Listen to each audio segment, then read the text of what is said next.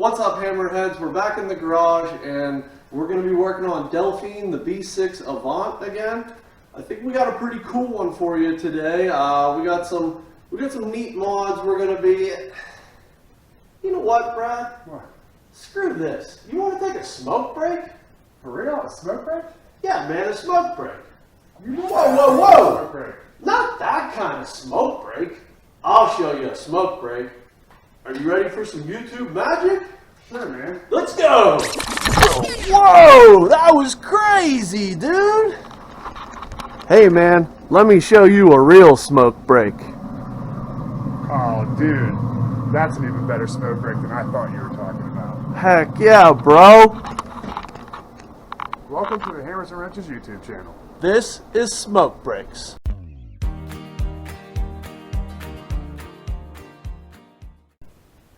Alright guys, well hopefully you liked that intro that we did for you today. This is going to be Smoke Breaks episode 1. We're going to do pulled pork today. Pulled pork is something that I think everybody loves. It's a pretty safe bet. You can season it up however you'd like, and it's a low temperature, long smoking meat, so it gets super tender, fall apart tender, and I kind of do it a little bit untraditional. First, we're going to talk about cuts of meat.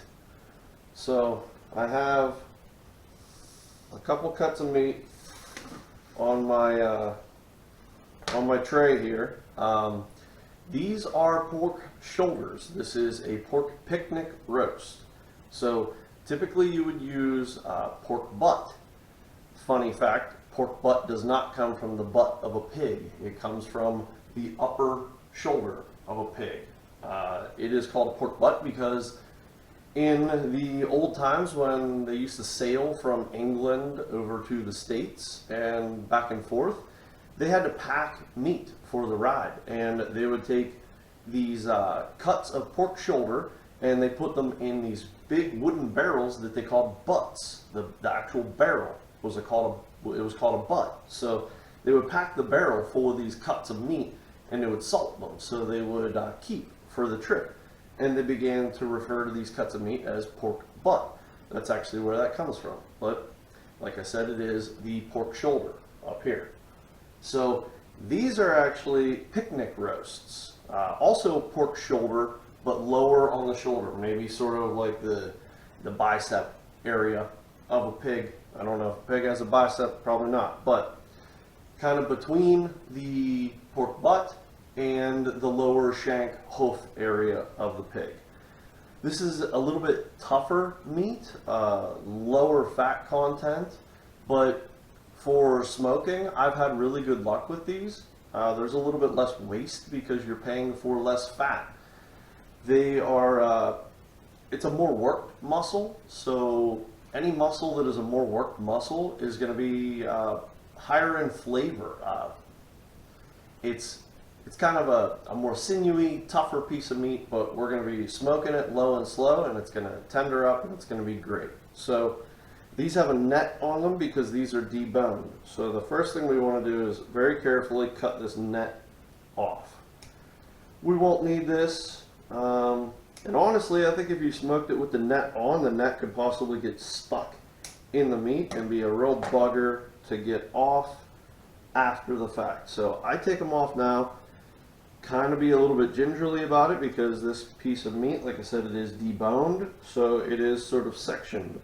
The meat will kind of fall apart, sort of start to, like, I don't know, delaminate for a lack of terms. It'll start to fall apart a little bit. So be careful cutting your net off. Use scissors. Grab your wife's best pair of scissors. Just make sure you clean them up really good when you're done. So get the net off. Now you notice I have paper towels on this sheet. I rinsed both of these pieces of pork before. You want to rinse them. Sometimes manufacturers will have like a salt cure in with the packaging. I like to wash all that off and let them dry on some paper towels. Now, spices. Hopefully you guys can see this. I have a mixture of spices, an assortment of spices here that I like to use. I have 1.5 teaspoons of garlic powder, 1.5 teaspoons of paprika, smoked paprika if you have it, 1.5 teaspoons of onion powder, 2 teaspoons of chili powder, 2 to 2.5 teaspoons white sugar, at least 2 teaspoons of coarse ground pink Himalayan salt, 1.5 teaspoons of ground cumin, and 2 teaspoons of coarse ground black pepper. And I put them all on this cutting board so you can see them. And you want to get these all combined together. Let me grab a bowl.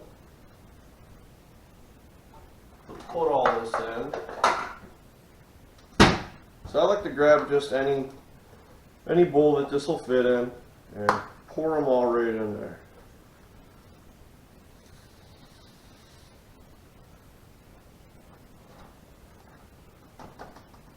Okay, we've got our spices in there. We need to combine them. Just use your hand. Get in there with your fingertips. Your hands are going to be messy as heck in a second anyway, so who cares? Use your hands. So, get these spices all combined. This is what they look like in the bowl. Maybe you guys can see that. Nice color. And start to sprinkle it out over the meat. Be very liberal. Put a bunch of this stuff on. Some of it's going to burn off in the smoker.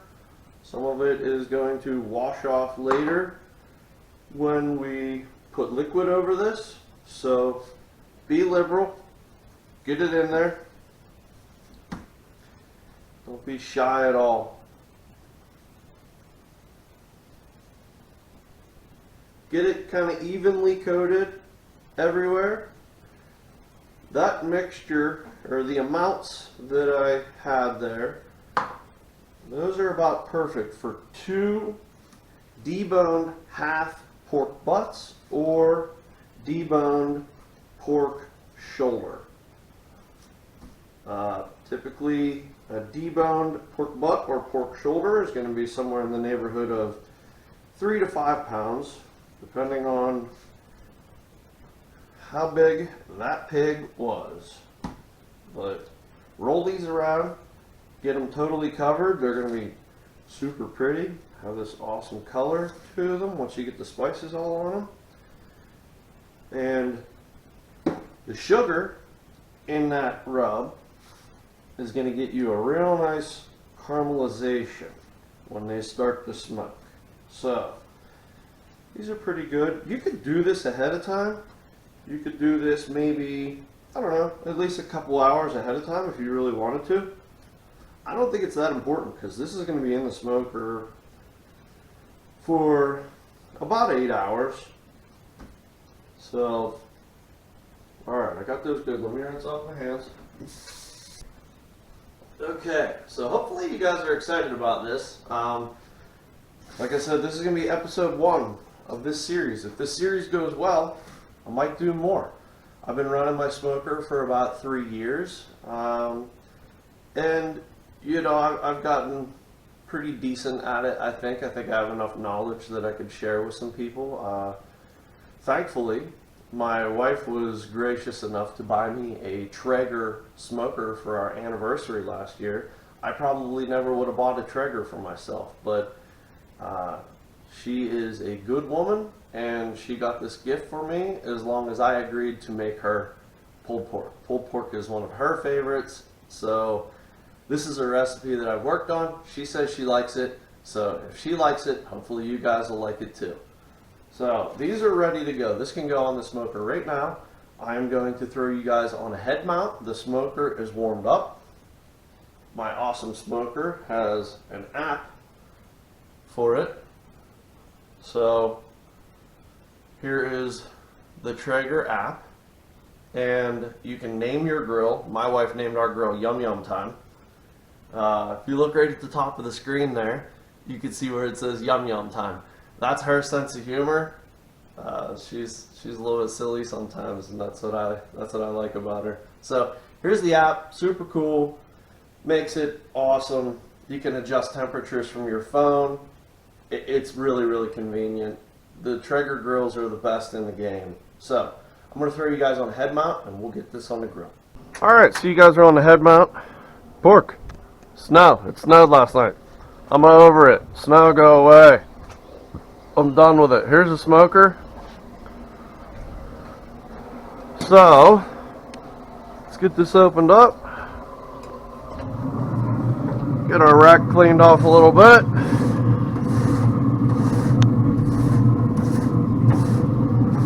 Okay. Alright, I've never used the head mount before, so hopefully this is going well. So, these guys, flop them right in there. Boom, it's that easy, guys. There they are. Alright, so shut the lid anytime you're working with the smoker. Don't keep the lid open too long. The temperature drops pretty quickly, and if the temperature drops, it can cause temperature spikes, so we want to be sort of a little bit quick. But there's the smoker. They're in there. Now we can walk away, we can go inside, make a breakfast. It's early in the morning, and that's the game with smoking. They got to be in there for 8 hours, so you got to get them on early. So we're going to let this thing do its job, and we'll check back in with you later. Those could go for, shoot, at least like 3 hours before I even have to look at them. Sometimes I'll flip them maybe halfway through, but she's good to go. So let's go back inside.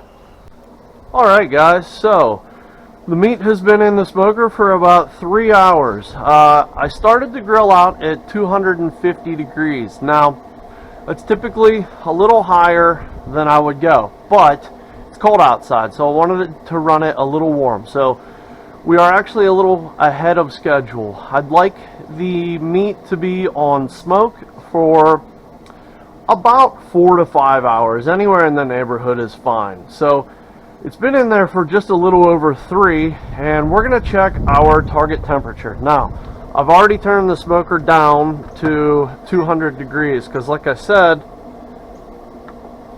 I think we were running a little bit warm. So I'm going to take this probe,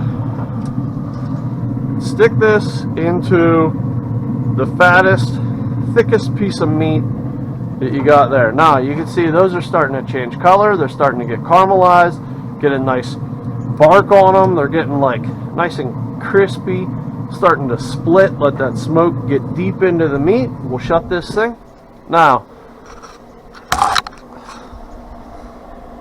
let's see, we are at target temperature. Probe is 150. We're still climbing, so that's good. We want that to be at 170. So we're still climbing. This is probably going to go to about 165, and that's fine. I slowed up the grill a little bit. Target temperature for the grill is 200 degrees right now. Like I said, we were running at 250. We were running at 250 before, and that's maybe a little bit warmer than I would typically run it, but like I said, it's cold out, so I ran the grill a little hot. So we're a little ahead of schedule. That's fine. We can slow the grill down, and we can let this thing run for another hour or so to get a good bark on that pork, to get some good smoke flavor into the meat, and then we can go to the next step. Which the next step, some of you might think I'm a little bit crazy, but if you know me, you already know I'm a little bit crazy. So we have some maybe controversial stuff to do in the next step. So I'll see you then. Alright guys, so we pulled the pork off of the smoker. It hit an internal temperature of 170 degrees, and that's what we want for that stage. Right at around 170 degrees, pulled pork, beef brisket, any large chunk of meat like that will go into what's called a stall. It'll seem like it's stuck at that temperature, and it'll seem like, you know, you need to turn the smoker up to get your temperature to come up. Don't turn it up. it will come up. It's probably going to stay at 170 degrees for close to an hour, probably. But then you will see it start to come up. Don't know why it does it. It's called the stall. It's just something that happens. Don't freak out. It's all good. So, we got a nice bark on this. It was in the smoker for 4.5 hours. Now, I use one of these disposable lasagna tins. And anytime you're transporting on the lasagna tin, get yourself a cookie sheet to put under it. That way you have something stable to hold on to. You're not going to spill any juices. You're not going to tear the foil and dump your pork all over the ground. That would be a catastrophe. So right now we are ready to put liquid on this and seal it up tight with foil. Some people will use Dr. Pepper. Some people will use Coca-Cola. I don't care for the caramely taste myself, and if anybody knows me, they know I survive on Mountain Dew. So I tried Mountain Dew one time, turned out good. So I like the citrusy flavor. I will pour this all over the meat, probably the whole can. We'll see how much this fills this up. And that lemon lime goodness of the Lord's soda, Mountain Dew. Everybody knows that Mountain Dew is the best. If you don't think Mountain Dew is the best, you're wrong. I'm sorry. So we got a whole can in there, and now we can seal it up. Get your forks out of there. 3 pieces of foil. We want to seal this up really good. Seal it up as tight as you can. The better you get this sealed, the less steam we lose, and the more liquid we keep on the pork. So this is another reason I like lasagna tins, because you can fold the foil right under and seal it up nice and tight. Now, some people will just wrap the pork butt in foil. Other people really like peach paper. Now, peach paper works great. It's pretty good stuff. Other people will use butcher paper. Peach paper is almost the exact same thing. But when you're wrapping it in something like that, you're going to leak your juices out. It's really difficult to get just paper or foil to seal. So I really like these lasagna tins. They're super cheap. Get the heavy duty ones, get the deep ones, and pour liquid over it. If you like Coca-Cola, use Coca-Cola. You can use apple juice. You could use Sprite if you wanted to. I tried pineapple juice one time. That was really good. But my go-to is Mountain Dew. I'm a Mountain Dew guy. So this is going to go back on the grill. It's going to be in the smoker for probably another 3 hours on 225 to 250. And we want to hit a target internal temperature of our pork shoulder. We want to hit about 205 degrees. We'll set an alert on our phone for the app, and our meat probe will tell us when we hit 205 degrees, and we can pull it off the grill, and at that point in time, we can go to letting it rest. Your meat always needs to rest before you pull it, and we'll talk about that later. This is going back on the grill. Alright guys, so we hit our target temperature on the pork. We wanted to hit about 205 degrees, and we got up to that temperature, so we pulled the pork. It was wrapped on the grill for about almost 3 hours, so that's good. We're in the neighborhood of 7.5 hours total cook time right now, and that should be fine. The next step is to, I'll show you guys the temperature. I always double check with another thermometer, and this thermometer says 204.4. Next step, take a bunch of towels. You can put this in a cooler, like an insulated cooler, or you can cover it up with a bunch of towels. This is typically what I do. Get, I don't know, 5 or 6 towels or something like that. Cover this thing all up, make a blanket. Tuck it under on all your edges. Seal it up as best you can.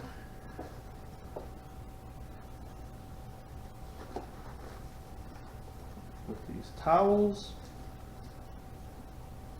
and that will insulate this. And we're going to let this sit for probably at least 30 minutes. Ideally, you could go 45.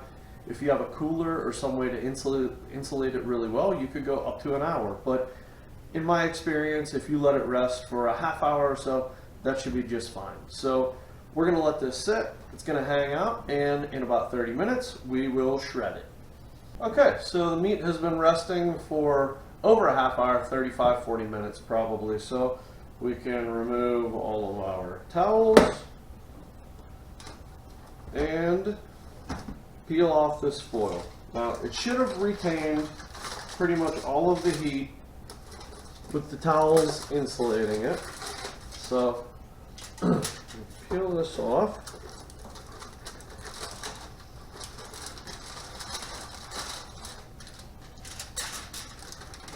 And it's still steaming a bit, so that's good. It's still nice and warm. So I have a little trick that I like to do that might be a little bit uncommon, but there's lots of grease in this juice, and I want to keep that juice, but I want to get rid of the grease that's in it. So I'm going to pull my chunks of meat out of here, and I'm going to take this pan full of all that juicy goodness, and I'm going to go sit this out in the snow. And being out in the cold, the fat will float to the top and the fat will solidify, and then once it's solidified, I can take a slotted spoon and I can scoop all the fat off of there. That way I can retain all of the juice that I want, but I can get rid of the fat. My biggest problem with pulled pork is a lot of it is greasy, and I don't want it greasy, I want it juicy. So we're going to get that fat to solidify, and then we'll skim it off the top. So I'm going to put this outside, be right back. Okay, so the easiest way I have found to pull this pork is a combination of 2 forks and your hands. Now, it's going to be hot, so, you know, you just have to endure a little bit of pain here. Like I said, forks are your friend. Take 2 of these, start to pull it apart. I like to first just get it kind of busted up into large chunks. You get it busted up into some large chunks, that'll let a little bit of the heat out of it, and you won't be burning the heck out of your hands quite so bad. My mom's a psycho. She'll probably watch this, but she would grab this and just start ripping it apart. She's crazy. Her hands are indestructible. She used to run a catering business on the side, and she used to do pig roasts. And she would roast and pull an entire pig. She would pull it right off the grill and start pulling it with her bare hands. I don't know how she did it. I'm a carpenter. My hands are theoretically strong, and I can't do it. So, you see how easy that busted up. This is nice and tender, and like I said before, being a picnic roast, this meat is leaner than a pork butt would be. So now that we got this busted up a little bit, we can take this and start pulling it. We got some nice big chunks of meat here. Like I said, it's still very hot, but you're going to want to pull it as quickly as you can. If you let this sit, you're going to lose all your heat. Then you got to warm it back up in the oven, which is something that we might end up doing anyways. But take your 2 forks. You're going to make a mess, so just make a mess. Don't worry about it. So I'm going to pull this, and when we're done pulling this, we will work on scooping the fat off of that juice that I have outside and reintroducing that liquid back into this meat. So, see you when that's done.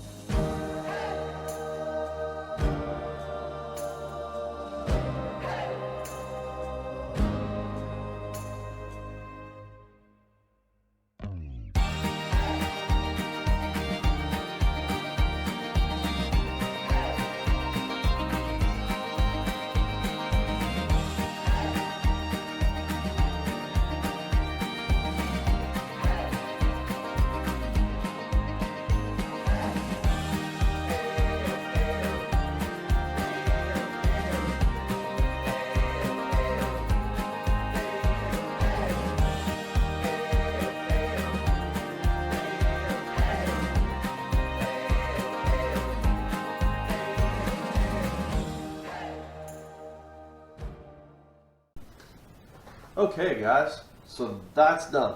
It's all pulled, everything's shredded, it looks fantastic. We're gonna go outside and we're gonna get our lasagna tin, which has hopefully had enough time for the fat to start to solidify. So let me grab that, I'll be right back. Alright guys, so we just dug our lasagna tin out of the snowbank and our fat has had a chance to solidify. See that? That is all just fat. So we're going to take this slotted spoon, we're going to scoop all the fat out of there. Look at all that fat we're getting out of there. Now that's fantastic. I don't know if any of you guys have ever been anywhere, somebody made pulled pork and it's greasy, right? It can be really greasy. So this trick, you can get all of this fat out, and I suppose it's better for you as well. You're getting all that unneeded fat out of there. I don't really care about that. I do it because it's a texture thing for me. That slippery, nasty grease, you don't need it. So do this. Take your time. Go through it. Skim as much of this crud out of there as you can. And it'll be worth it. It'll be worth the little bit of time that it takes to do it.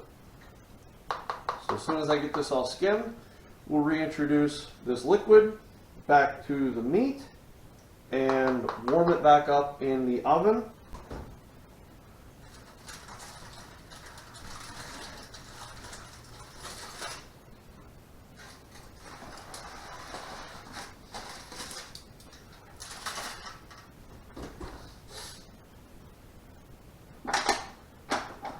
Okay, so we had that pork that we pulled in the oven on 170 degrees just to help keep it warm. And now we can put it right back in this juice. Now I did dump off a little bit of the liquid. You're not going to want to save all of that liquid, but you're definitely going to want half of it maybe, depending on how much juice it makes. You're just going to have to gauge that for yourself. But get all this meat back into your lasagna tin, and then once you get it all off your cookie sheet, go ahead and take your lasagna tin, throw it right back on the cookie sheet, because this is going to go back in the oven to warm up.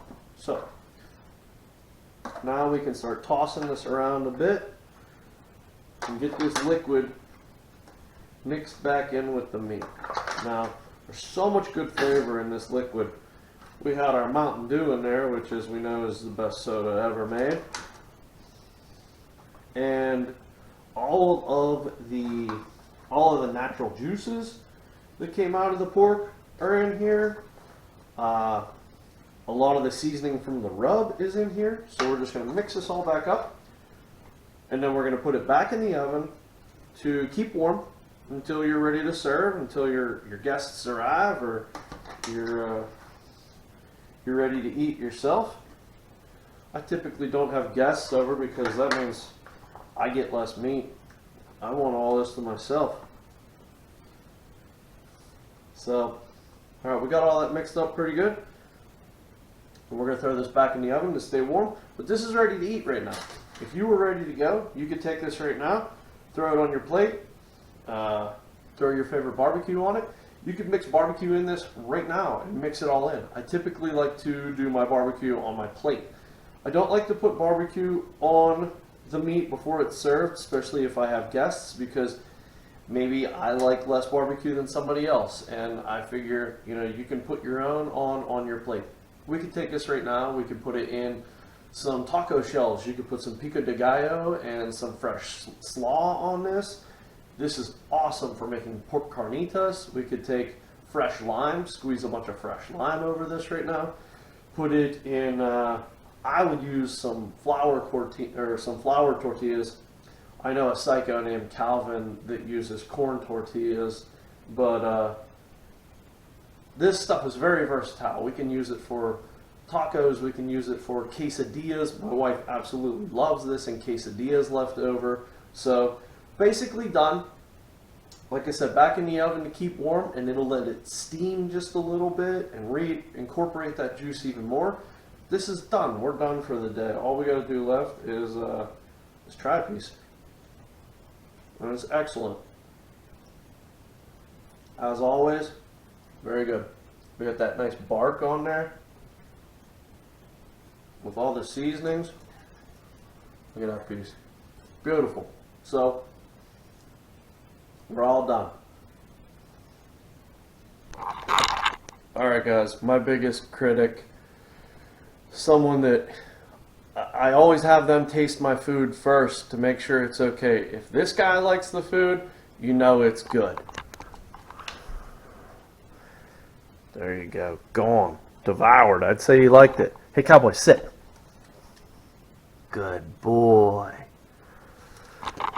Alright guys, that's it. We're done for the day. That was Smoke Breaks, episode 1.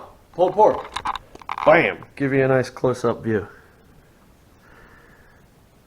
Fantastic. Beautiful. Delicious.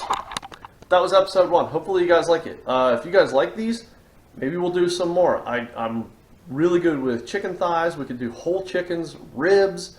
If I get another brisket, I'd like to do a brisket someday. If you guys have ideas, what's your favorite thing to smoke? I know my buddy Jake smoked a whole turkey this past Thanksgiving. He said it turned out amazing. So if you guys have any ideas, any suggestions, tell me what you like to do. Tell me what you would like to see. So that's going to do it, guys. Thanks for watching. How is it, Brad? Oh, Jim, your meat's so tender. Melts in your mouth.